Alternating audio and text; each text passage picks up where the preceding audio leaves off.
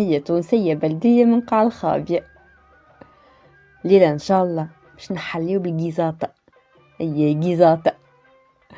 هاي تصمتوا باش ناخدو نقولوا رطيل، هو 450 جرام رطيل لوز كالعادة. هنا ناخدو مرح يحبش الطعب، واللي يحب الطعب يشريه ويصمتو ويقليه ويرحيه على كيفكم.